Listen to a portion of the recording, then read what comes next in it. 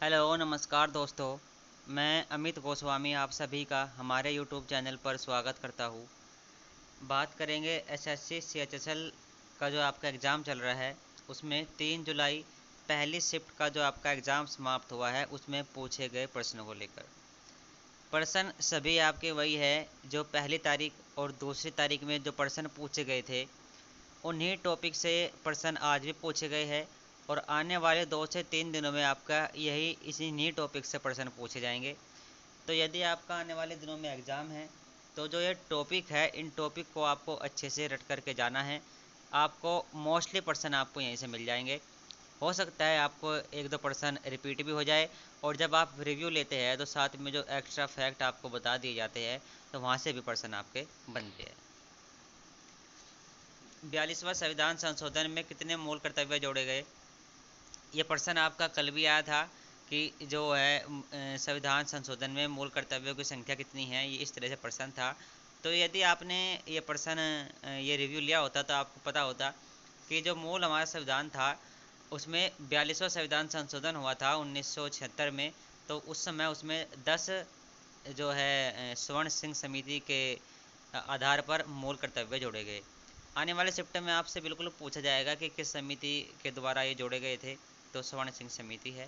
पहले इसमें 10 जोड़े गए थे लेकिन फ़िलहाल की अगर बात कर ले इसमें 11 मौलिक कर्तव्य है और जो 11वां जोड़ा गया था वो 44वां संविधान संशोधन 1986 जो हुआ था उसमें जोड़ा गया था 2002।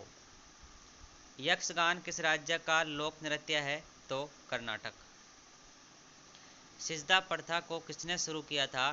तो बलबन के द्वारा सिजदा प्रथा ये स्टार्ट की गई थी और गयासुद्दीन बलबन भी इसका पूरा नाम है।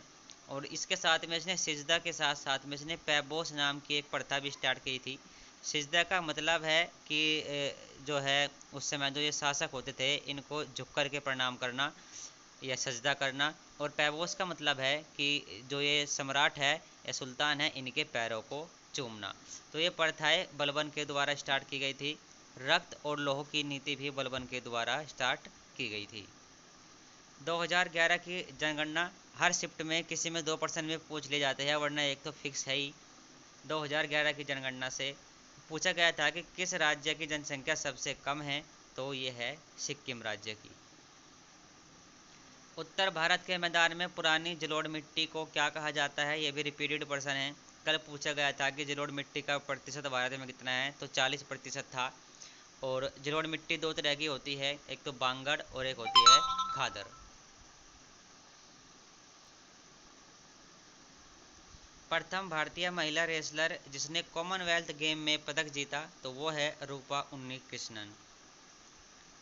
कुचिपुड़ी नृत्य का संबंध किस राज्य से है? तो कुचिपुड़ी नृत्य का संबंध ये आंध्र प्रदेश राज्य से है।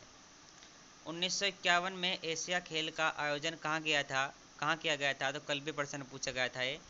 पहली बार एशियाई खेल जो खेले गए थे 1951 में खेले गए थे भारत की राजधानी नई दिल्ली के अंदर। और जब ये खेले गए उस समय कितने खेल खेले गए थे इसमें? तो ये कल का प्रश्न था 11। राइट टू हेल्थ का अधिकार किस अनुच्छेद में है? अनुच्छेद 21 के अंदर है राइट टू हेल्थ का अधिकार। कल अनुच्छेद 23 पूछा गया था, मैंने आपको बताया भी था अनुच्छेद 1 से अनुच्छेद 52। ये अनुच्छेद अगर आपने याद कर लिया अच्छे से तो संविधान से जो प्रश्न बनते हैं एक प्रश्न आपको यहीं से मिल जाएगा। अनुच्छेद 32 को संविधान का हृदय किसने कहा था? तो डॉक्टर भीमराव अम्बेडकर ने अनुच्छेद 32 को संविधान का हृदय कहा था। और संविधान की आत्मा किसको कहा जाता है? प्रस्तावना को। और ये अनुच्छेद 32 है क्या? ये संवैधानिक उपचारों का अधिकार है। तो जो 5 रिट है जिसको आप जानते हो कि कल प्रश्न भी आया था कि भारतीय संविधान में कितने रिट है, तो 5 तरह की रिट पाई जाती है। तो इस संवैधानिक उपचारों का अधिकार अनुच्छेद 32 के अंतर्गत ही है।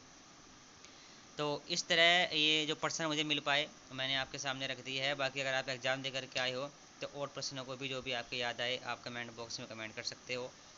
और अगर आपका आने वाले शिफ्टों में एग्ज़ाम है तो बिल्कुल रिव्यू लेकर जाइए और जो टॉपिक आपको बताए जाते हैं उनको आप पढ़ के जाइए। फ़िलहाल इस वीडियो में इतना ही। Thank you.